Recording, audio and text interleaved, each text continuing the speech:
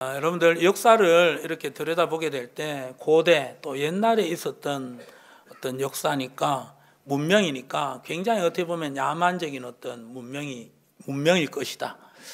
그러는 가운데 어떻게 보면 현대는 굉장히 어떻게 보면은 많이 문화가 발달됐기 때문에 참 문화가 어떻게 보면은 굉장히 고상하고 고귀할 것이다. 뭐 그렇게 생각을 하게 됩니다.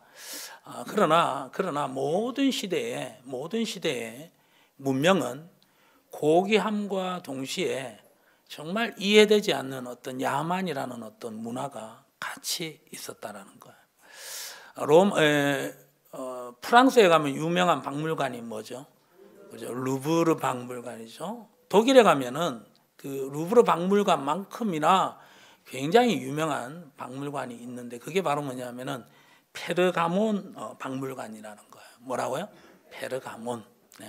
그래서 뭐 독일에 오신 분이나 이런 분들이 있으면 페르가몬 물어보세요. 네. 이 페르가몬 박물관이 왜 유명하냐면은 저런 어떤 유적들 때문에 유명하다라는 거예요. 유적들이 굉장히 웅장하고 범상치 않죠. 그 다음 그림을 보더라도 굉장합니다. 그 크기가. 여러분들 박물관에는 가짜가 있는 것이 아니라 진품이 있다라는 것이죠. 그러면 저 건물들도 전부 다 뭐라고요? 진품이라는 거예요. 그러니까 독일이 세계대전을 일으키고 아프리카 지역을 점령하고 중동 지역을 점령해 가는 가운데 그 많은 어떤 문화재들을 그 당시 강대국들이 했던 것처럼 많이 어떤 수탈을 했다라는 거예요. 특별히 페르가몬 그 박물관에 가게 되면은 그 인류 문화의 최초의 발상지라고 할 수 있는 곳이 어디냐면은 메소포타미아 문화거든요. 거기가 지금으로 말하면 이란, 이라크 지역이에요. 옛날에는 이 바벨론이라는 주전 한 600년 그리고 주전 한 400년 이쪽 지역에 바벨론이라는 지역이 있었고 그 뒤에 생긴 나라가 어디냐면은 페르시아였다라는 거예요. 그래서 이 바벨론과 페르시아의 문화가 굉장히 화려하고 웅장하고 아름다웠다라는 거예요. 그러니까 이 독일이 그쪽 지역을 점령해서 어떻게 됩니까? 그 지역의 모든 문화재들을 약탈을 하는 거예요. 그런데 문화재들을 약탈하는데 어떻게 약탈했냐면은 그 성 통째로 다 떼오는 거예요. 야, 독일 사람 정말 독한 사람들입니다. 그죠? 통째로 다 떼어가지고 어떻게 되는 거예요? 저렇게 페르가몬에 박물관에 통째로 전시해 놓는 거예요. 저게 실제 어떤 크기고요. 실제 문양이라는 거예요. 심지어 그 메소포타미아 문명이 발달했던 그 지역은요, 이 주전 4,000년 전에는 누가 살았냐 하면은 아브라함이 살았다라는 거예요. 갈대아 우르지요.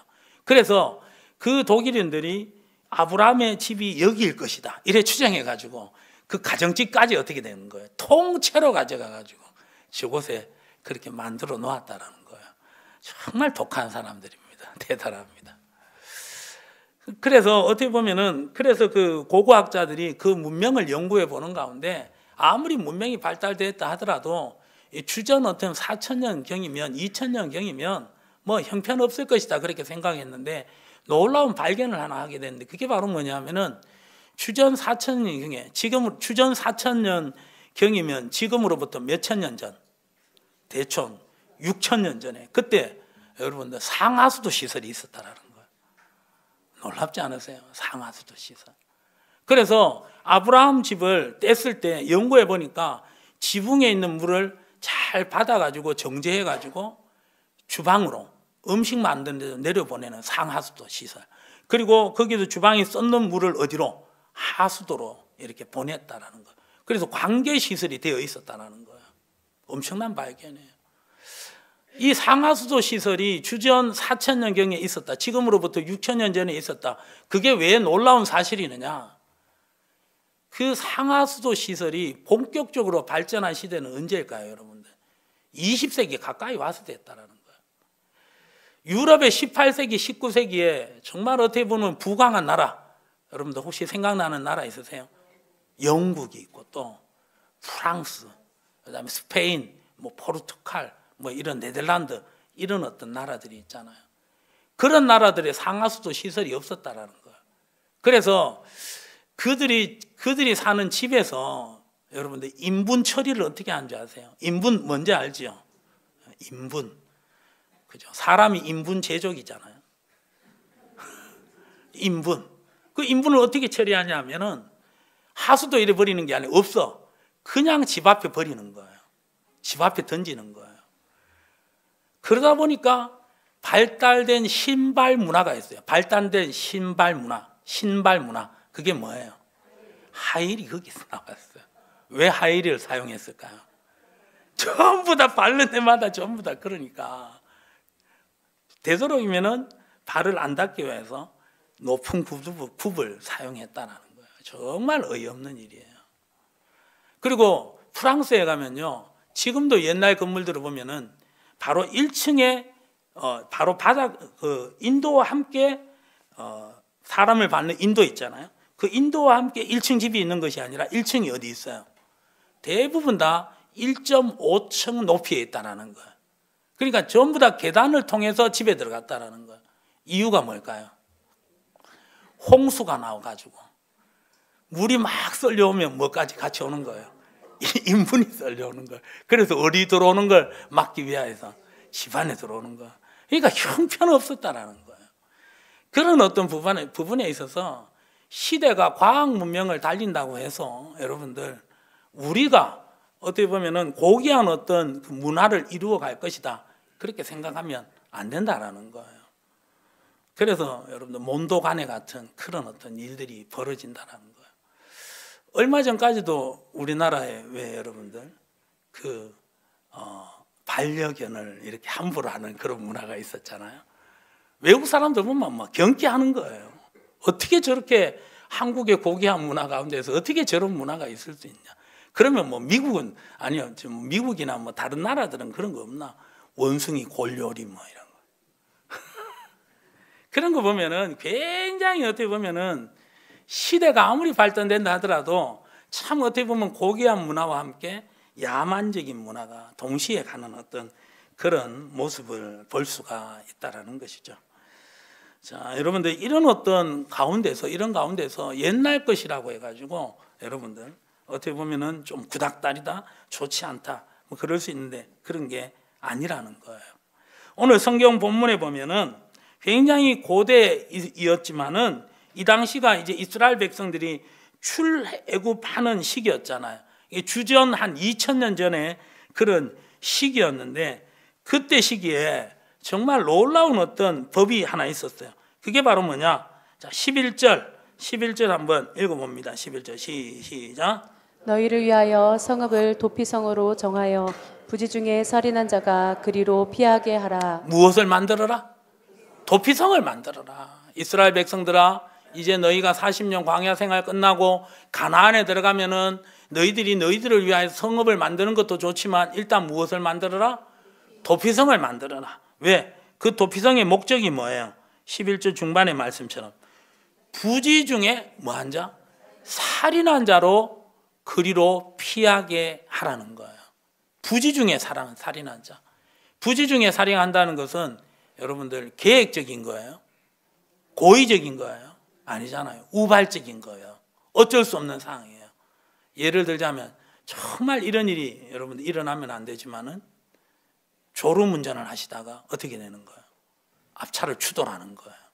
또 졸음운전을 하다가 사람을 미처 보지 못하는 가운데 여러분들 사고를 유발하게 되고 또 안타깝게 여러분 한 생명이 이 세상을 떠나게 하는 그런 역할을 하는 그런 어떤 경우가 있다는 거예요. 이게 바로 뭐냐? 부지 중에 살인이라는 거예요. 오늘날 현대법으로 하면 내자로 뭐가 될까요? 과실치사라는 거예요. 과실치사. 계획적이 아니라 고의적이 아니라 우발적으로 갑작스럽게 부지불식 중에 일어나는 어떤 그런 부분이라는 거예요. 자, 이런 어떤 부분에 이런 죄 부분에 있어서 원래 법은 무엇이었느냐? 레위기 24장 17절과 20절에 여러분 이런 법이 있었다라는 거예요. 시작. 사람을 쳐 죽인 자는 반드시 죽일 것이요. 계속해서요. 짐승을 쳐 죽인 자는 짐승으로 짐승을 갚을 것이며 사람이 만일 그의 이웃에게 상해를 입혔으면 그가 행한 대로 그에게 행할 것이니 상처에는 상처로 눈에는 눈으로 이에는 이로 갚을지라. 남에게 상해를 입힌 그대로 그에게 그렇게 할 것이며. 그렇죠, 여러분들. 살인한 자는 어떻게 해야 되는 거예요? 죽어야 되는 거예요. 죽여야 되는 거예요. 그래서 고대법에서는요, 이스라엘 나라 안에서는 만약 어떤 사람이 어떤 가족 중에 한 명이 다른 사람에 의해서 죽었다. 그러면 그 가족 중에 누가 대표로 나타나서 아니면 그 가족 전체가 그 살인한 상대편을 찾아가서 어떻게 하는 거예요? 죽이는 법이라는 거예요. 죽어도 상관없다라는 거예요. 왜? 법이 그렇게 되어 있기 때문이라는 것이죠. 그래서 그때 자기 가족 중에 한 명이 죽은 것에 대해서 복수하는 그 사람을 그 신학적인 용어로 고엘이라고 하는 거예요. 고엘. 그 고엘이 언제 등장하는 줄 아세요? 룻기에 등장해요. 기업 물을 자로 등장하는 거예요. 그래서 안 죽이면 안 되는 거예요. 그래서 어떻게 보면은 이 법이 바로 뭐냐? 이에는 이, 눈에는 눈, 살인은 어떻게? 살인. 이게 바로 동해보복법이라는 거예요. 뭐라고요? 동해. 그래서 내가 이를 상하게 했다. 그러면 상대편에 무엇을 상하게 해야 된다? 이를 상하게 해야 된다는 거예요. 어떻게 보면은 하나님은 사랑이라면서 어떻게 보면 전혀 맞지 않는 것 같아요. 예수님도 말씀하셨잖아요. 악으로 악을 갚으라 말씀하셨어요. 무엇으로? 선으로 악을 갚으라고 말씀하셨고, 여러분들 오른뺨을 맞으면 어디까지 돌려대라? 왼뺨을 돌려대라. 여러분들 오른뺨을 어떻게 맞아요? 오른뺨. 상대편이 딱 때리면 어떻게 되는 거예요? 때리면 무슨 뺨이 때리는 거예요? 아니, 안 되세요. 오른뺨으로 때리면 어디 맞을까요? 상대편. 왼편 맞잖아요. 그런데 오른뺨을 때리는 건 뭐 어떻게 때려요? 그럼? 이래 때리는 거예요. 굉장히 수치스러운 거잖아요. 그런데 그 오른뺨을 맞으면 어떻게 되라?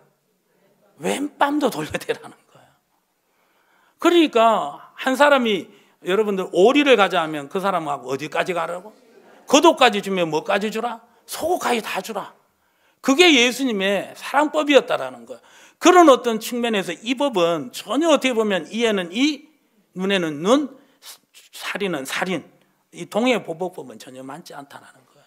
그런데 이 동해보복법의 깊은 의미를 알면 그렇지 않다라는 거예요. 무슨 의미냐면은 이 동해보복법은요, 인간의 어떤 죄악된 본성으로 인하여서 더 큰 범죄가 저지러지는 것을 막는 귀한 법이라는 거예요. 자, 상대편이 나에서 이를 상하게 했어. 이가 부러졌어. 이가 부러지면 굉장히 아프잖아요. 그것 때문에 고생하면서 어떻게 되는 거예요? 제대로 먹을 것도 못 먹고 굉장히 속에서 뭐가 올라오는 거예요? 막 부하가 올라오는 거, 화가 올라오는 거. 그러는 가운데 보복할 때 네가 내 이를 부러뜨렸으니까 나도 너의 이만 부러뜨릴 거야. 그러면서 보복하세요? 아니잖아요. 어떻게 보복해요? 이를 아예 뽑아버리잖아. 그러니까 이게 바로 인간의 어떤 죄의 본성이라는 거예요, 여러분들. 그래서 딱 이만 상했으면 뭐만 상하게 하라? 이만 상하게 하라. 한마디로 말해서 네 분노에 의해서 또 다른 더 큰 범죄를 짓지 말라는 거야. 더 큰 범죄를 지으면 어떻게 되는 거야? 이제 이가 뽑혀졌으니까 어떻게 되는 거야? 상대 뽑혀진 이 사람은 또 어떻게 해야 될까요? 나 분명히 이만 상하게 했는데 너는 내 이를 뽑아버렸다. 그러므로 말미암아 하나만 딱 뽑으려고 했는데 어떻게 돼요? 이렇게 주먹으로 때리는 바람에 여기 싹 다 날아갈 수 있는 거예요. 여러분들 이게 바로 우리 인간의 이성이라, 이 죄악된 본성이라는 거예요.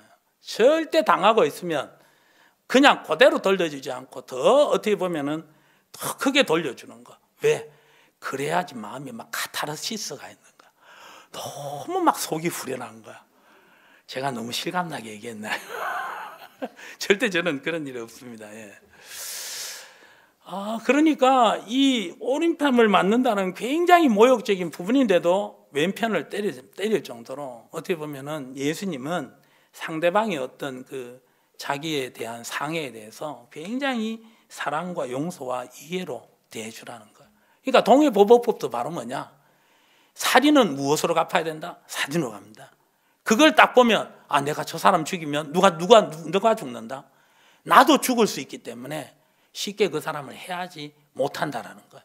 그래서 동해보복법은 복수는 복수로 갚아야 된다라는 지극히 어떻게 보면은 세상적인 어떤 원리가 아니라 어떤 죄악을 다른 사람을 상하게 하는, 심지어 살인하게 하는 그 일을 못하게 하려는 하나님의 마음이 그 법 안에 들어가 있다라는 거예요. 특별히 하나님은요, 살인을 너무너무 싫어해요. 그래서 창세기 9장 6절에 보면요, 이 살인한 자는 절대 가만두지 않는다라는 거예요.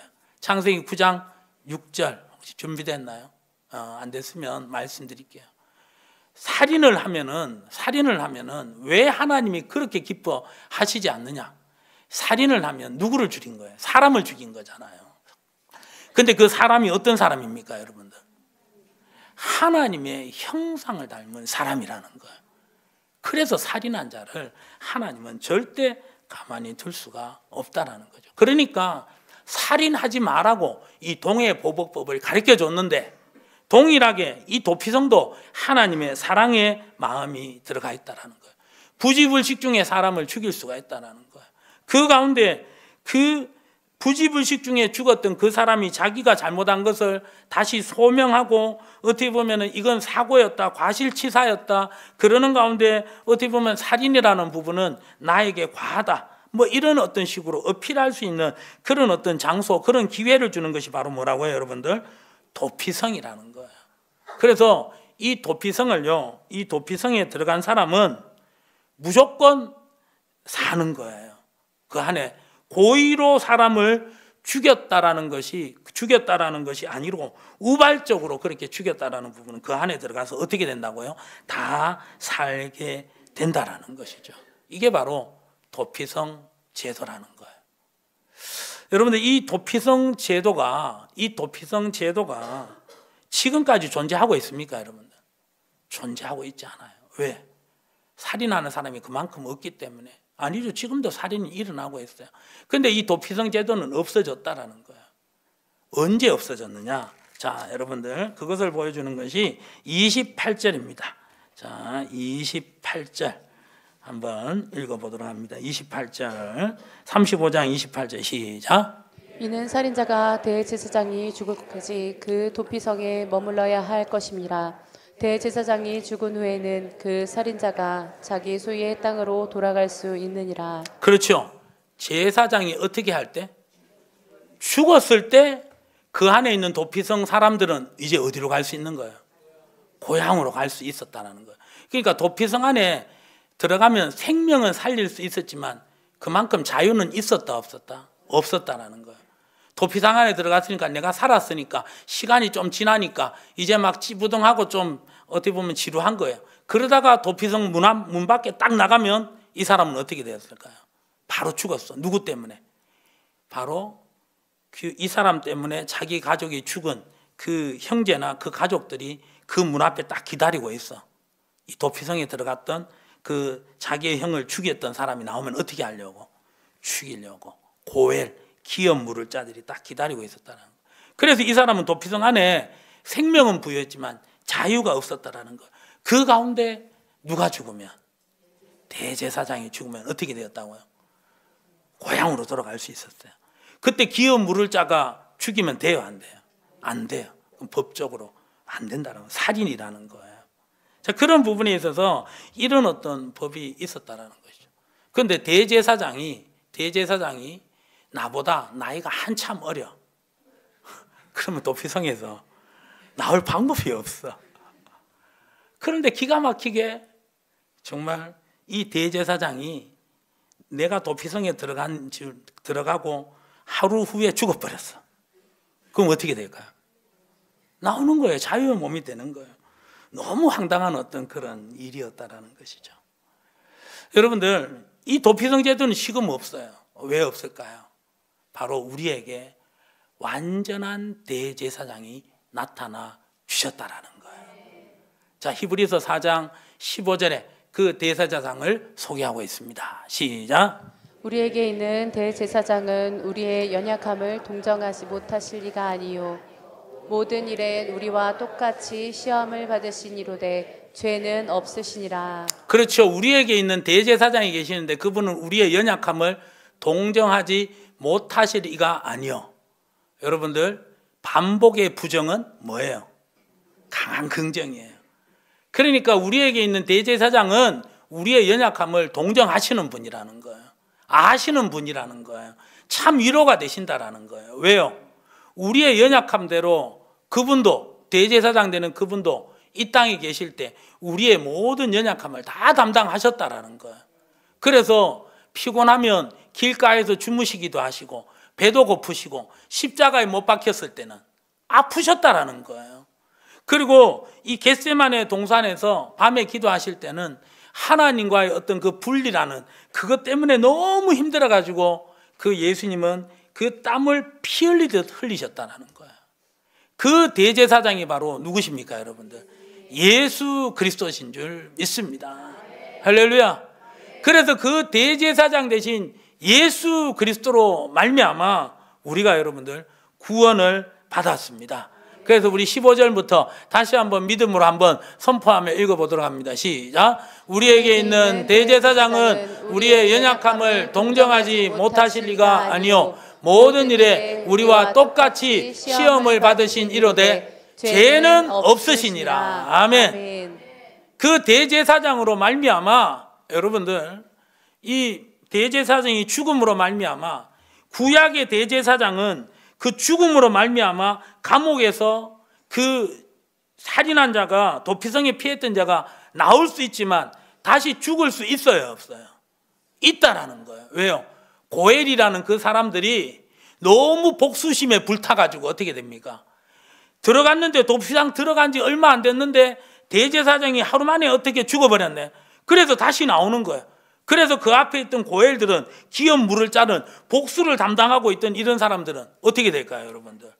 죽에 들어간 지 하루 만에 나왔네. 그러는 가운데 복수심에 불타서, 그래 2판 4판이고 합의 6판이다. 니 죽고 내 죽자. 그러는 가운데 어떻게 되는 거예요? 죽일 수가 있었다라는 거예요. 그런데 우리의 완전한 대제사장 되신 예수님은 어떻게 하셨을까요, 여러분들? 16절 말씀 다 같이 한번 읽어보도록 합니다. 시작. 그러므로 우리는 긍휼하심을 받고 때를 따라 돕는 은혜를 얻기 위하여 은혜의 보좌 앞에 담대히 나아갈 것이니라. 할렐루야. 아멘. 긍휼하심을 받고 때를 따라 돕는 은혜를 얻기 위하여 은혜의 보좌 앞에 담대히 나아갈 수 있게 만들어 주셨다라는 거예요. 아멘. 누가 그렇게 해주신 거예요? 대제사장 되시는 우리의 예수님이 그렇게 해주신 줄 믿습니다. 그래서 우리는 도피성 대신 예수님 안에 들어갔다가 이제 완전한 어떤 생명을 얻게 되는 것이고, 다시 여러분들 자유케 되는 그 역사가 일어나게 되는 줄 믿습니다. 아멘. 여러분들, 그래서 이 도피성은 지금까지 남아있지 않는 거예요. 왜요? 완전한 대제사장 계신 누가 계시기 때문에, 예수님이 계시기 때문에. 할렐루야. 그 완전한 대제사장 되신 예수님이 지금 우리의 삶 가운데 영적인 도피성으로 함께하고 있는 줄 믿습니다. 어떤 역사를 베푸시냐? 여러분들, 도피성이 총 몇 개라고 했어요? 6개라고 했잖아요. 자, 지도를 한번 보여주세요. 도피성이 어떻게 구성이 되어 있느냐? 여러분들 지중해 보이죠? 왼쪽 중간에 여러분들 무슨 강이 있어요? 요단강이 있어요. 그리고 요단강 중심으로 좌우로 어떻게 3개씩 있는 거예요. 제일 위에 뭐가 있어요? 게데스, 둘째 세겜, 세 번째 헤브론, 네 번째 저 위에부터 골란, 다섯 번째 길르앗 라못, 그리고 여섯 번째 벳셀, 이렇게 나눠져 있다라는 거예요. 그런데 이 도피성이요, 그 지명마다 하나님의 어떤 놀라운 어떤 은혜가 숨겨져 있다라는 거예요. 게데스는 무슨 뜻이냐면 카도시에서 나왔어요. 뭐에서 나왔다고요? 카도시. 카도시가 뭐냐? 히브리어로 여러분들 거룩이라는 뜻이에요. 그래서 어떤 죄인이라도 할지라도 그 도피성 되는 케데스에 들어가면은 어떻게 된다고요? 죄인이 의인이 되는 거예요. 죄가 용서 안 받아서 거룩하게 된다라는 거예요. 아멘. 우리가 예수님으로 말미암아 죄인에서 뭐가 됐습니까? 의인이 되었습니다. 거룩한 자가 되었습니다. 할렐루야. 세겜 뜻은 무엇일까요? 세겜은 어깨라는 뜻이에요. 지난주에도 살펴봤지만 목자가 잃어버린 한 마리 양을 여러분들 산과 들로 다녔다가 찾았잖아요. 찾았을 때 그 양을 어떻게 데려왔을까요? 이놈의 그렇게 데려왔어요. 어떻게? 어깨에 메고 왔어요. 이건 뭐예요? 완전한 보호를 상징하는 거예요. 완전한 권세를 상징하는 거예요. 할렐루야. 헤브론의 뜻은 그 사귐이에요. 교제예요. 누구와 사귐이 있게 되었어요? 예수 그리스도로 말미암아, 죄로 말미암아 하나님과의 분리가 일어났는데 이 대제사장 되신 예수님으로 말미암아 우리가 도피성으로 피함으로 말미암아 하나님과 뭐가 일어난 거예요? 교제가 일어난 거예요. 사귐이 일어난 거예요. 그래서 뭐가 이루어진 거예요? 기도할 수 있게 된 거예요. 할렐루야. 자, 저 위에 곤란이라는 것은 무엇일까요, 여러분들? 이 곤란이라는 것은 갑자기 생각이 안 난다. 길르앗 라못부터 하자. 길르앗 라못, 여러분들 뜻이 뭐예요? 여기에는요 하나님의 영광이에요. 우리가 도피성 안에 들어갈 때 무엇을 보게 되는 거예요? 하나님의 영광을 보는 거예요. 기도할 때 하나님의 영광을 보게 되는 것이고, 말씀을 보시는 가운데 하나님의 놀라움과 하나님의 위대하심을 깨닫게 되는 거예요. 오늘 이 예배를 통하여서 하나님의 사랑하심을 말로 다 알 수 없는 그 도피성 되시는 그 예수님의 완전한 사랑을 깨닫게 된다라는 거예요. 할렐루야. 하나님을 알아가게 된다라는 거예요. 어디 들어갈 때? 도피성에 들어갈 때. 아멘. 도피성 대신 대제사장이신 예수님께로 나아가게 될 때 하나님을 알게 돼요. 하나님을 알면 어떻게 됩니까? 그 하나님 사랑할 수밖에 없어요, 여러분들. 그 다음 벳셀. 저 벳셀이 바로 뭐예요, 여러분들? 기쁨이라는 거예요. 뭐라고요? 할렐루야. 그래서 도피성 대신 예수님을 만나면 뭐가 일어나는 거예요? 심령에 기쁨이 일어나는 거예요. 왜 기쁨이 일어날까요? 바로 예수님이 생명이거든요. 늘 사망에 눌려 있어가지고 늘 불안하고 염려하고 근심하고 심지어 두려워하잖아요. 그런데 이 벳셀, 바로 예수님의 어떤 생명이 들어오니까 사망을 이기는 거예요. 다시 감사가 회복되고 다시 사랑이 회복되고 다시 이해와 용서와 축복하는 사람이 되는 거예요. 아멘. 그러니까 기쁨이죠. 아멘. 그리고 우리의 연약함이 강건함으로 변화되고요. 우리의 여러분들 궁핍함이 부요함으로 변화되는 줄 믿습니다. 아멘. 그리고 생각났다. 저 위에 곤란. 이게 뭐냐? 요새라는 거예요. 요새. 뭐라고요? 여러분, 하나님의 은혜예요. 제가 이렇게 설교하는 게. 여기 와서 여러분 안 보고 해보세요. 예, 하나님 저를 사랑해 주셔서 감사합니다. 여러분들, 이게 바로 뭐냐? 도피성 대신 예수님 안에 들어가게 될 때 우리 하나님께서 우리에게 주신 놀라운 복인 줄 믿습니다. 아멘. 거룩하게 됩니다. 완전한 보호가 있습니다. 주님과의 깊은 사귐이 있게 되는 것이고요. 요새가 돼서 안전해가지고 평안을 누리게 되는 것이고, 하나님을 알아가는 가운데 하나님의 영광 가운데 여러분들 기뻐하게 되는 것이고, 아멘. 우리의 삶의 모든 고통의 문제가 해결되는 가운데 기쁨의 역사가 펼쳐지는 줄 믿습니다. 그래서 예수님을 만난 사람은 찬양 드릴 수밖에 없어요. 어떤 가운데서도. 태산을 넘어 험곡에 가도 빛 가운데로 걸어가면 주께서 지키시기로 약속한 말씀 변함이 없네. 말씀 변치. 할렐루야. 하나님의 영광, 하늘의 영광 나의 맘속에 차고도 넘쳐 할렐루야를 힘차게 불러 날마다 빛에.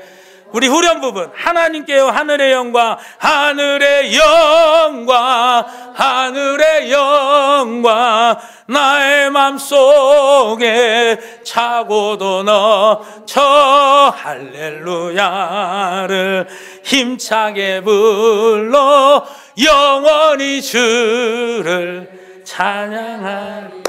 할렐루야. 그 역사가 일어난 줄 믿습니다.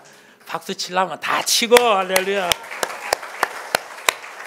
절대 저한 거 친 거 아니죠? 아멘. 저는요 박수 받기 싫어요. 저는 상급 받을래요. 천국에 가서.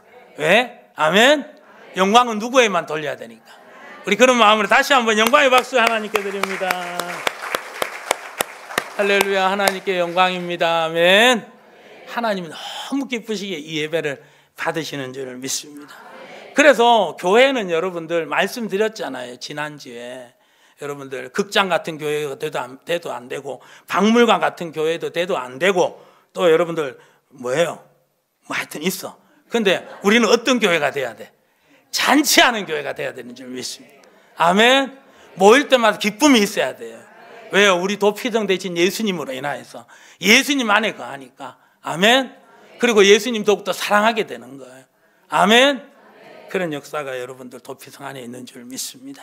그 도피성에 참 도피성 되시는 그 예수님으로 인하여서 그 예수님 안에 우리가 이미 거하고 있는 줄 믿습니다. 아멘. 때를 따라 돕는 은혜를 얻기 위하여 하나님 보좌 앞으로 나아가는 그 생명의 길이, 구원의 길이 열린 줄 믿으시고, 아멘. 이전 것은 지나갔으니 보라 새 것이 되었도다. 이 말씀을 믿으시고, 그리스도 예수 안에 있는 자에는 결코 정죄함이 없나니 이는 죄와 사망의 법에서 생명과 사망의 법으로 옮겨졌습니다. 아멘. 믿으시고, 아멘. 여러분들 도피성 되신 예수님께 더욱더 그 안에 거할 수 있기를 예수님의 이름으로 축복합니다. 우리만 거하면 돼요? 안 되는 거예요. 전도 대상자들 초청해야 됩니다. 그래서 11월 16일 준비했잖아요. 아멘. 11월 16일은 지금 물이 들어온 거예요. 이제 우리는 뭐 해야 돼요? 노져야 되는 거예요. 물론 365일 우리의 평생이 바로 뭐가 돼야 되나? 복음 전파의 증인의 삶 감당해야 되는 거예요. 그러나 혼자 하기 힘들잖아요. 그래서 연합해서 함께 하는 거예요. 11월 16일 날 이제 앞으로 한 보름 정도 남았으니까 지금이라도 함께 열심을 내어서 이 영혼구원에 열심 낼 수 있기를 예수님의 이름으로 축복합니다. 그러기 위해서는 또 도피성 되신 예수님 안으로 들어가야 돼요. 그래야지 하나님의 마음을 아는 거예요. 아버지의 마음을 아는 거예요. 99마리의 양을 집에 놔두고 한 마리 잃어버린 양을 찾기 위해서 어떻게 다닌다고요? 산과 들로 나뉜다는 거예요. 언제까지? 찾을 때까지 다니는 이 아버지의 마음, 도피성 안에 들어갈 때 느낄 수 있는 거예요. 깨닫게 되는 거예요.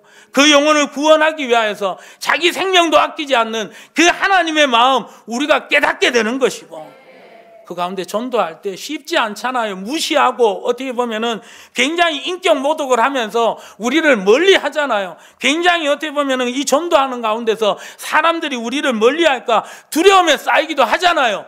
그런데 그럴다 할지라도 그 하나님의 마음이 느껴져서 강권하여 내 집을 채우라, 억지로라도 내 집을 채우라, 그 마음이 느껴져서 계속해서 다가가는 우리가 될 수 있기를 예수님의 이름으로 축복합니다. 그러기 위해서는 도피성 되시는 예수님 우리 안으로 먼저 들어가야 되는 것이고, 그분이 우리 안에 들어와야 되는 거예요. 충만해야 되는 거예요. 아멘. 그 역사를 사모하며 나아갈 수 있기를 예수님의 이름으로 축복합니다.